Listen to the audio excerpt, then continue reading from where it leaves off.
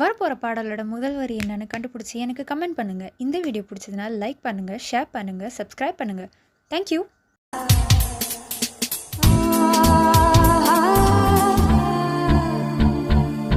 இந்த இளம் கிளி போல் சந்தையில எனக்கு இதுவரை சிக்கவில்லையே. என் அழகு ரசிக்க என் நெருப்பை அணைக்க இளைஞனும் கிட்டவில்லையே.